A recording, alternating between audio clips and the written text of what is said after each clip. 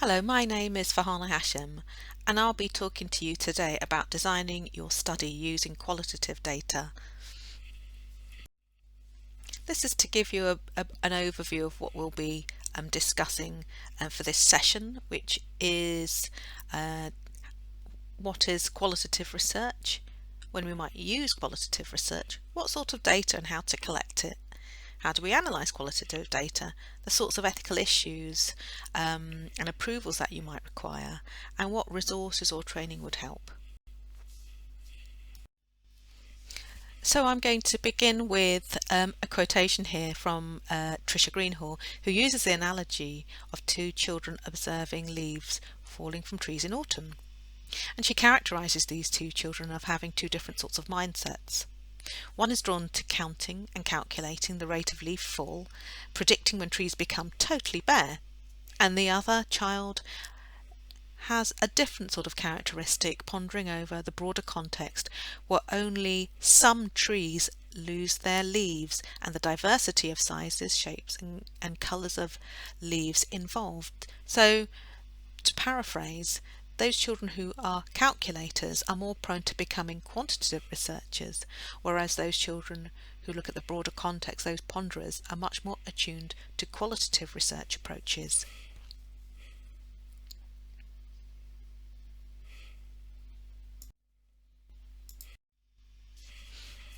So it may seem like a crude differentiation to put quantitative and qualitative approaches in parallel to each other.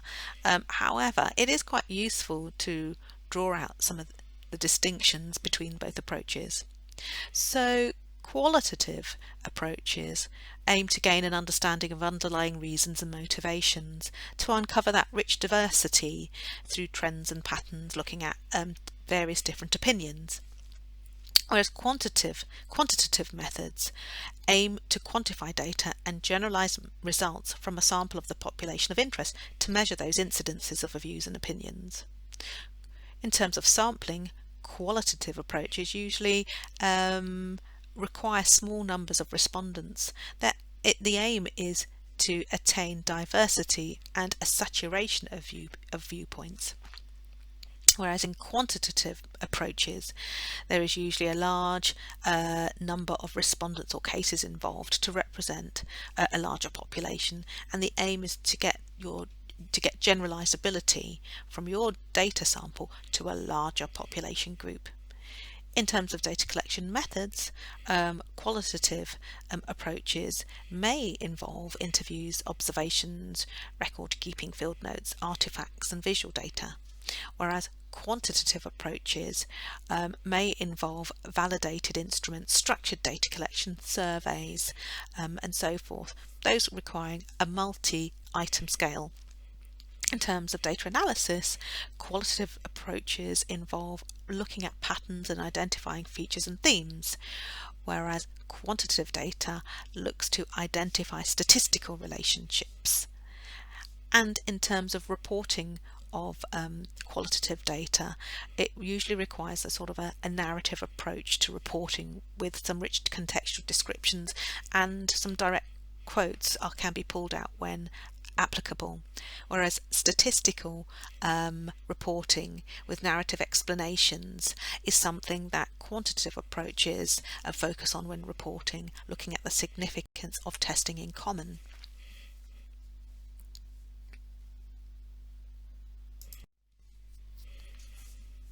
Right, so what is qualitative research?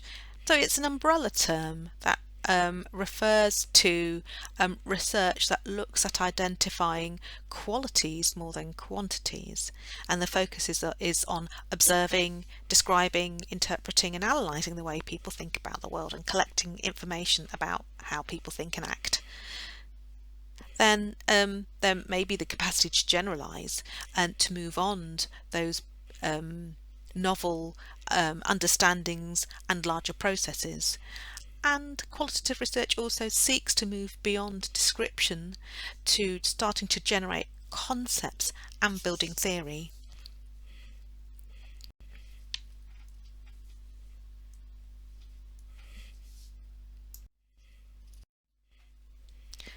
So why use qualitative research? Qualitative research can be used as the preliminary to quantitative research, as social care deals with people, and people are much more complex subjects than those in the natural sciences, when those doing natural sciences do lab work. So there's a whole set of questions about human interactions and how people interpret those interactions, to which social care professionals may need answers to before attempting to quantify behaviour. So sometimes qualitative research has a role in validating quantitative research, or in providing a different perspective on the same social phenomenon. Sometimes it can help with reinterpreting data. Or sometimes qualitative research can be used independently to uncover social processes or access areas of social life that aren't open or amenable to quantitative research.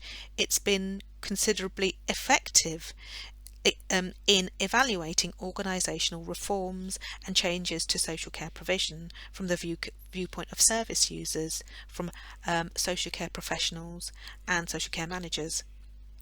So this type of research has been useful in examining how data about social care are shaped by processes in the organisation that produce them.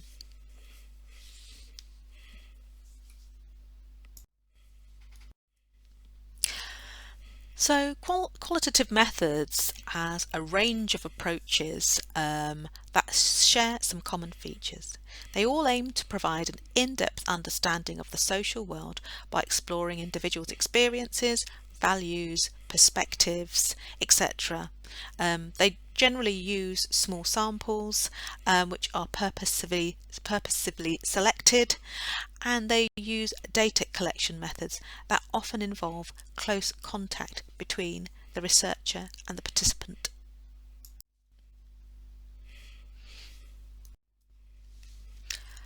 Right, so exactly what sort of data is being collected and how do you collect that data?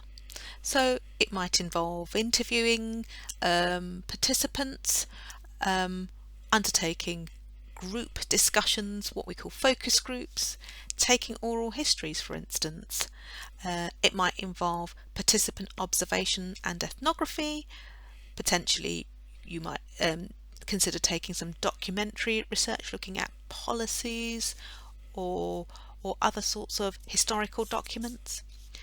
It might involve using consensus methodologies such as the Delphi method and nominal group technique, and where you want to reach a consensus with your service users, your experts by experience, as well as your professionals.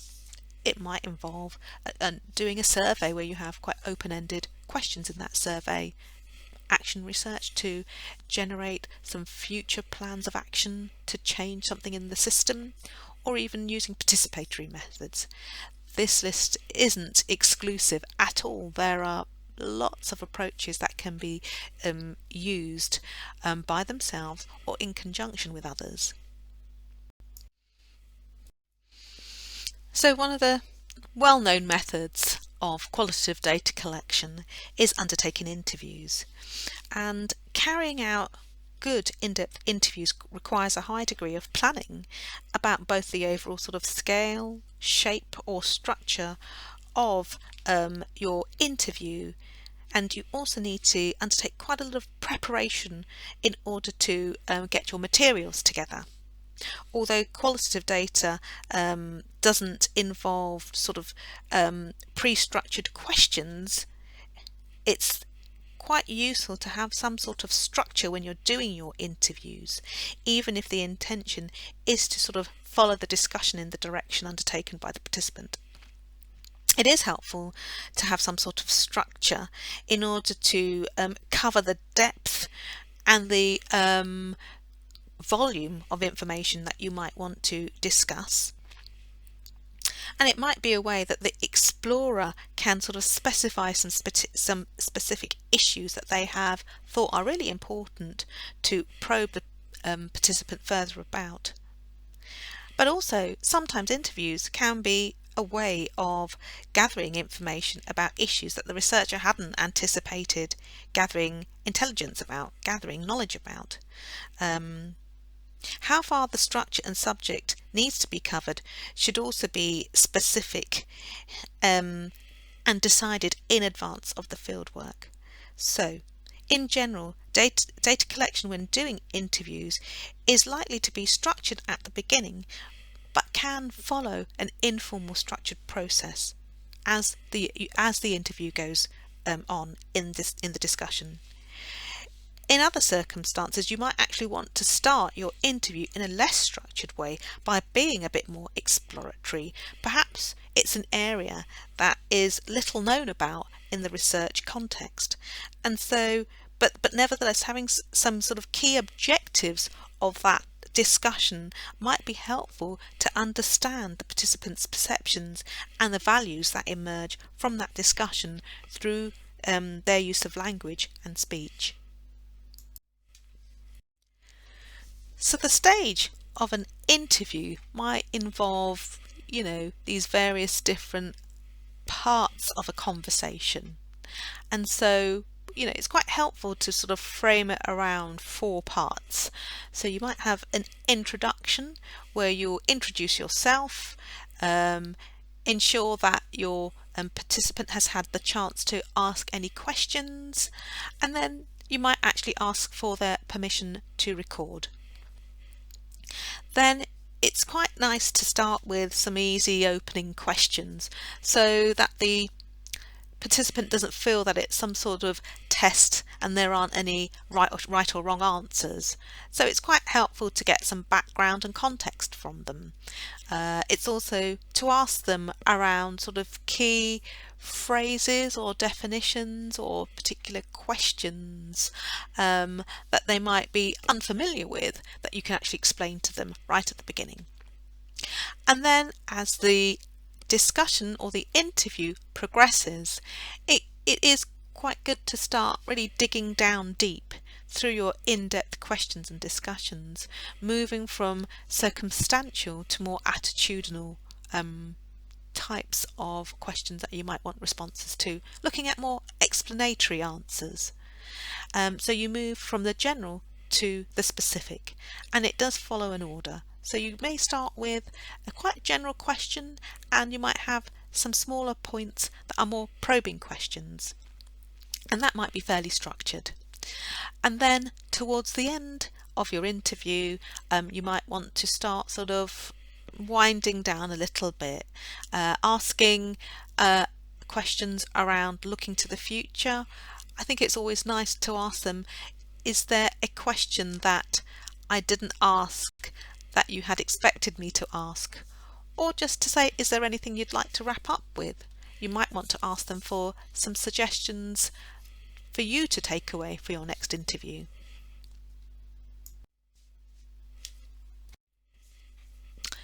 So focus groups actually help to generate data in a really quick and simple way from several people at the same time. So it is a way of getting several responses all at one go from your participants, and it really encourages the participants to talk to one another, and you have that exchange of ideas and thoughts, and it's quite nice to see when a focus group goes well that people end up sort of bouncing ideas off each other, so people can exchange anecdotes and comment on each other's experiences and points of view.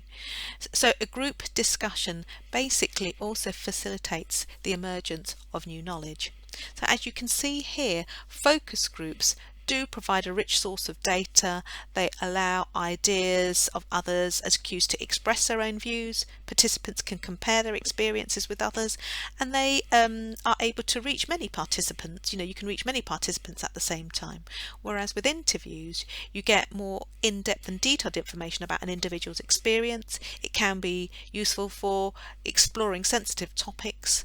Data can be much easier to analyse and also to write up. And it can be easier to schedule in a one-to-one interview with people rather than a focus group with several people. However, the disadvantages of focus groups are, it can be quite tough to analyse all those different conversations going on at the same time, and capturing those interactions between the members of the group can be quite difficult. And the moderators do need to be quite experienced, or at least have somebody to sort of mentor you in the first or second focus group that you might run. And then what you can find is that you can have one quite vocal member who can sway the tone of the whole discussion. But one of the disadvantages of interviews is that it can take much longer to collect that data, and you are quite limited to one participant's viewpoint at one time, and there's no sort of peer comparison. And the interviewers need to be trained with some really strong one-to-one communication skills, and it can be quite costly because you have to think about, funding the time and travel and the transcription of those individual interviews, whereas if you ran focus groups you could have several people at one go. But focus groups are, a useful tool to have group discussions, and they can be used, in combination with other sorts of methods, with surveys, observations or single interviews. And they are really useful to help generate hypotheses based on several participants' insights, can help to evaluate different study sites or study populations. You can use them to develop an interview schedule and questionnaires, and you can get participants' interpretation from results from previous studies. So they're a really quick and easy way to get information from a number of people at one go. When you do organise a focus group, it is really important to collect information on the demographic profiles of the people within your focus group. So think about your sampling and your group composition. In addition, focus groups use purposive sampling like interviews, but sometimes researchers might want homogeneity in a group and to capitalise on the group's shared experience, yet sometimes it can actually be quite advantageous to bring different people together from diverse groups. There are groups that occur naturally, for instance people who work together, friends or colleagues, and that is something that can be taken, that you can use to your advantage, where the participants actually can relate to each other in discussions. But it is important to consider the appropriateness of bringing different groups together from different study populations, especially when some people might not know each other very well, and you might have to think of ways in which those people might overcome difficulties when speaking to others who they don't know that well.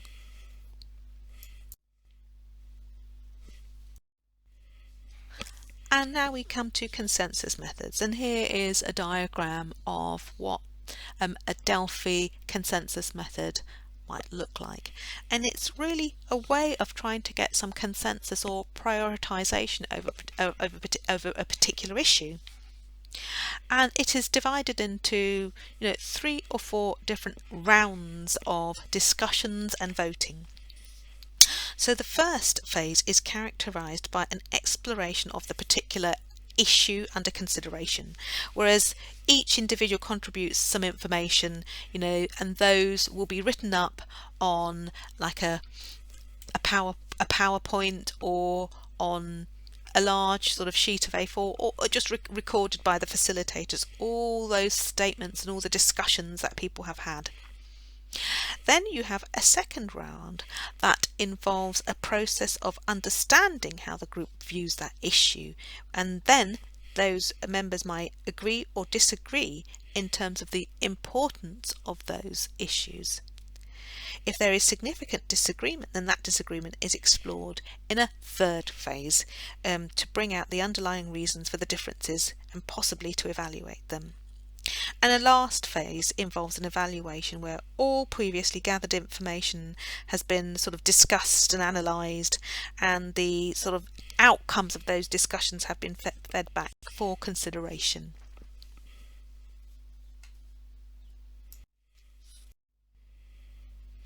And here we have some further information about observational methods. Usually, they might come in the form of an ethnography, which may actually involve some participation from the researcher who, is within that research setting, and they do have some active involvement in what the people they are doing research with are undertaking. And it's really to get full engagement and buy-in from those people who you are sort of talking to and collecting data from. And then there is a sort of the other flip side, is that when you have non-participant observations is when the researcher has absolutely no involvement with the people or activities being studied, and that's when they will be quite silent, might just take field notes, but isn't actually involved in engaging or immersing themselves within that environment. And those are sort of the general features of when an ethnography can take place, with the involvement, and on the flip side, when you have non-participant observations, that's when somebody isn't actually part of that group.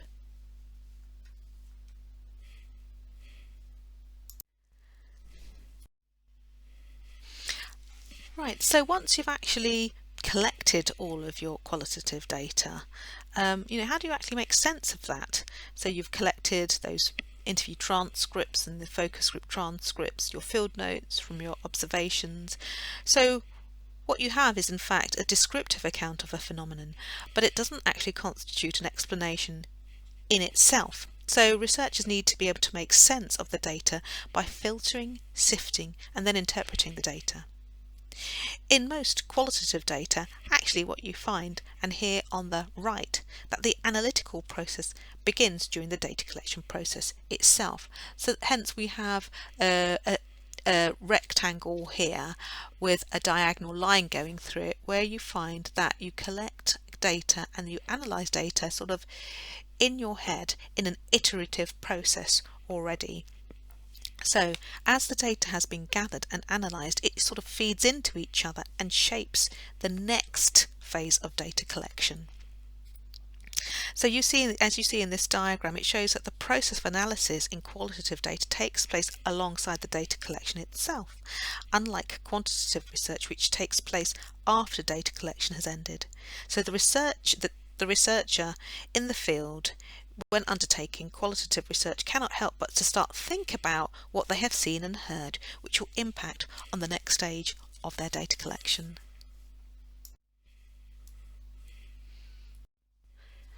So this is quite a nice infographic of how you start coding the data, and there are sort of two general ways that you might want to code the data.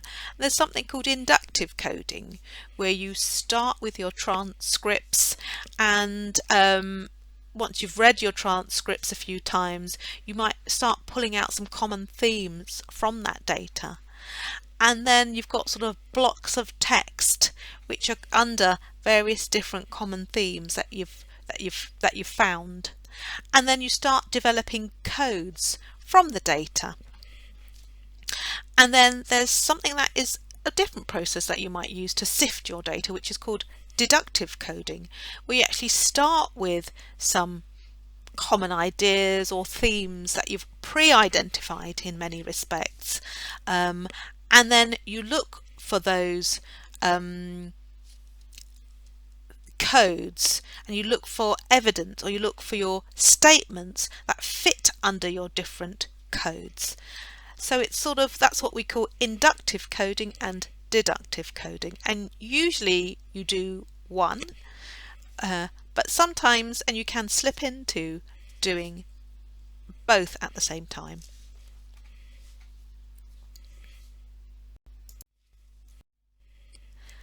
So in terms of actually your analysis approach, there are several ways in that you might actually put your data and write it up in a report. There are these different approaches that I've listed on the slide here, and if we go to the main block of the rectangles in the middle to the right hand of the screen, there are several different types of approaches that we've suggested here. And you have, something called the interpretive phenomenological analysis, where that's a form of analysis that is used in psychology research, where it focuses on, instead of producing generalizations, it aims to offer insights into how a given person in a certain context makes sense of a situation. And it's usually events that are of personal significance, such a major event in that person's life. So IPA, as I've abbreviated it to, it involves a closer examination of the experiences and meaning making of the participant. The next approach that we've suggested is you could take a narrative analysis approach, which is a way to elicit and analyze data that is sensitive to certain sequences, temporary sequences of it or events in people's lives.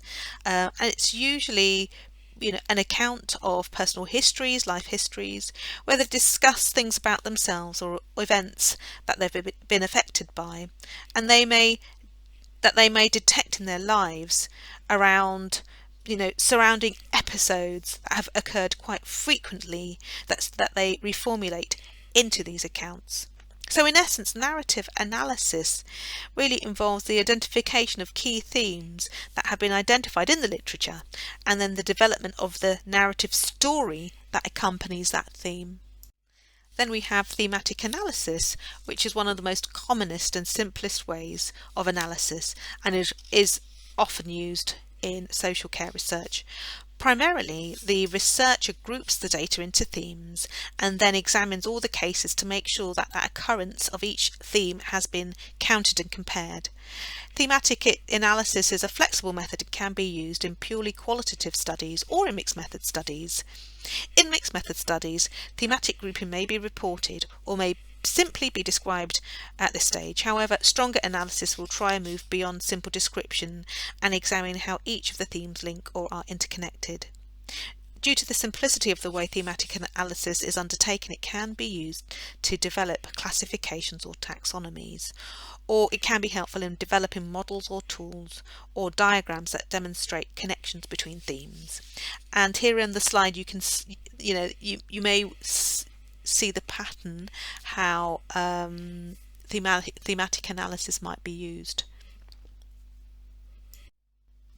Then we have grounded theory, which is a systematic methodology that has been largely applied by social scientists. It involves the construction of hypotheses and theories through the collection and analysis of data. So grounded theory involves the application of inductive reasoning, and it begins with a question, and when ideas and concepts emerge, then a researcher codes these, and when there's sufficient amount of data has been collected, then this can be grouped into higher concepts and can be used to develop new theories. Discourse analysis can be quite difficult to pin down, to be fair, because it's been used in quite a number of different contexts and within different disciplines. So the arts will have a different approach to healthcare and social care when using discourse analysis. So discourse analysis takes place when they're within a larger body of social and cultural research. It is concerned with the creation and production of meaning through talk and text, and the main forms of data collection are usually around looking at visual text and conversation analysis. So key academics examine the way that scientific facts of conventions are established through the way in which arguments and disputes occur, which can rely quite heavily on sort of plausible accounts and the rejection of alternative explanations. So such processes of knowledge construction are not just concerned with raw facts or scientific truths, but involved in the skillful use of language. Discourse analysis can also be used to demystify the processes of scientific discovery by probing the social context in which it takes place. And lastly, we have conversation analysis, which is an approach to the study of social interaction and talking interactions. And although they are rooted in, sociological study of everyday life, it's been quite significant in being used in the humanities and social sciences and linguistics. There are other approaches as well that I haven't included here on the slide. A useful one is the framework approach, which was developed by the National Centre for Social Research in the UK and is a much more deductive form of analysis, as I showed you on the previous slide. It's based upon the development of a matrix and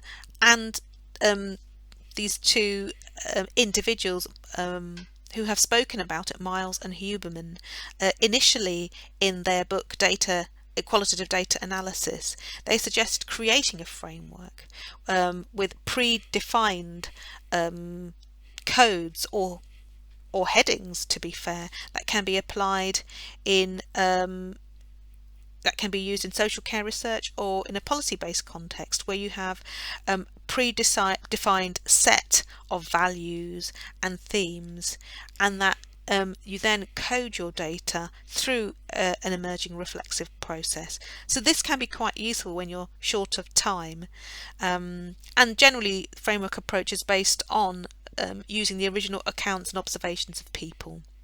And you start with your, as I said, your deductive codes, which have already been set in the study, and then you can actually start to sort of populate your tables or your Excel spreadsheets with those particular statements from your participants.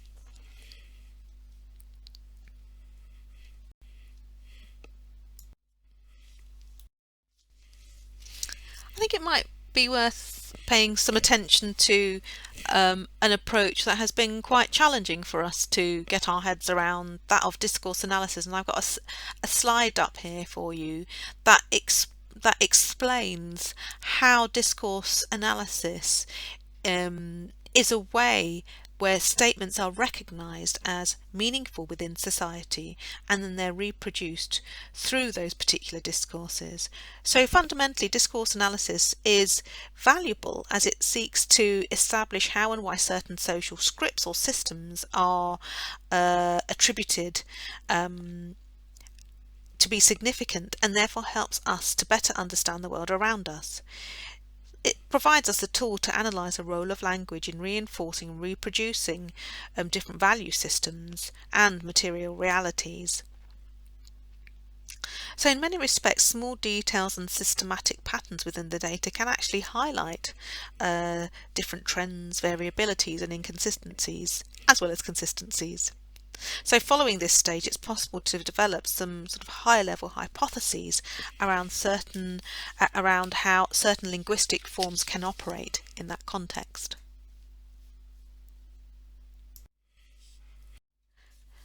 So we've seen how qualitative data collection and analysis can be useful to seek an answer to a particular phenomena, or to undertake some further exploration to try to seek the eventual answer to a problem.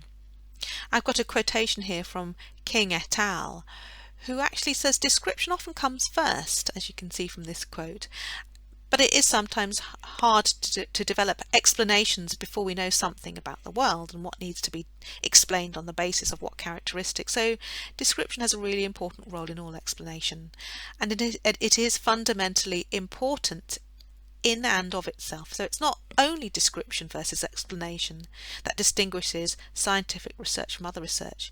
It is whether systematic inference is conducted according to valid procedures. So inference, whether descriptive or causal, quantitative or qualitative, is the ultimate goal of all good social science. So actually, being systematic in your processes when you're conducting qualitative data collection, as you would with quantitative data collection, is the ultimate goal.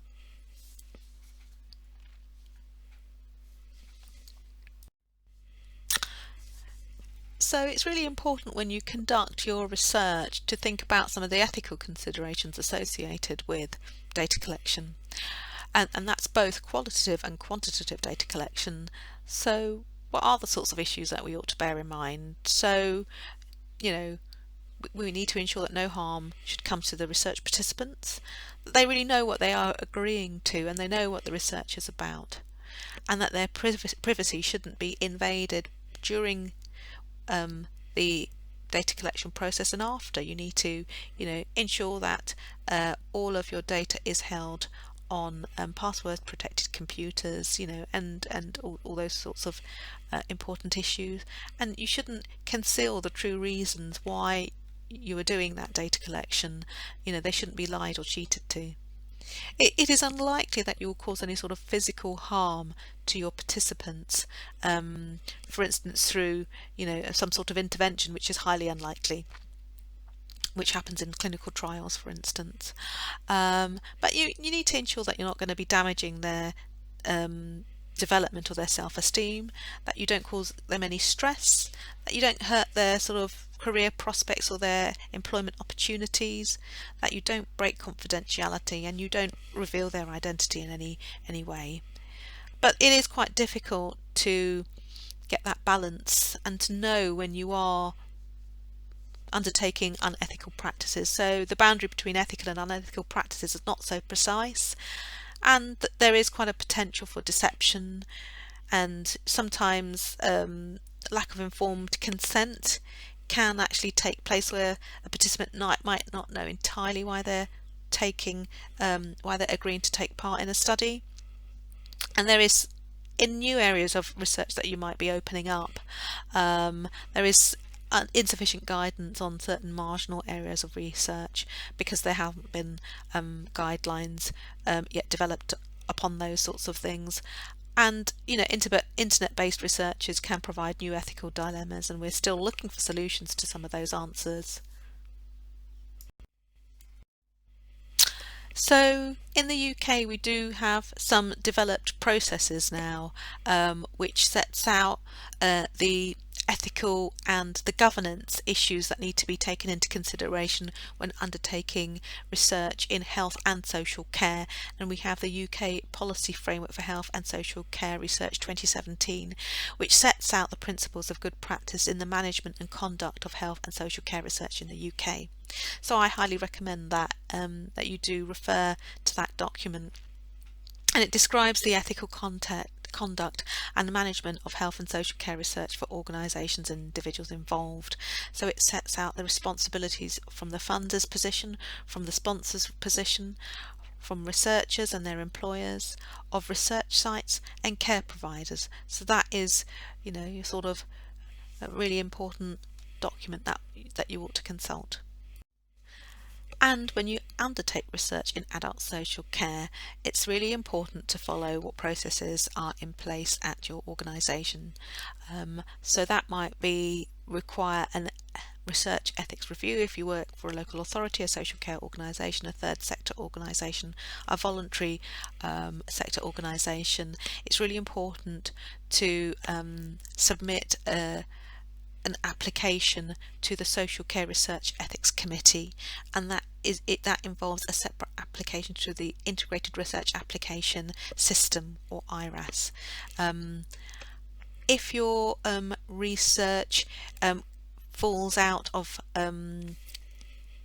recruiting participants through a social care organisation, then for instance you might be recruiting them through a charity, then you might want to think about university research ethics advisory groups, who can also provide, number one, they can provide guidance about where you can actually get help and support, but also there are university ethics committees where you can get ethics through as well.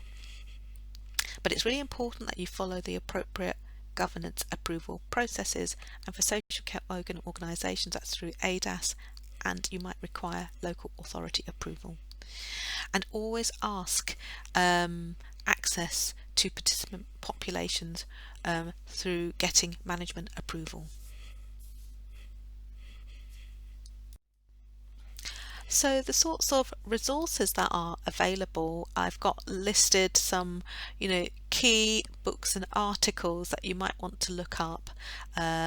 So, I'm sure there are you might want to look for more recent editions of the Bryman 2012 Social Research Methods, which gives a very good rounded view of qualitative and quantitative methods. What's quite useful is JOF 2012, the article on thematic analysis in Harper and Thompson's book on qualitative research methods in mental health and psychotherapy. And also it is useful to look at, although it is quite, it goes back some years now, Lincoln and Guber's book on naturalistic inquiry, which is a really nice book around the utility of qualitative methods and the sorts of issues you might want to consider when undertaking qualitative research.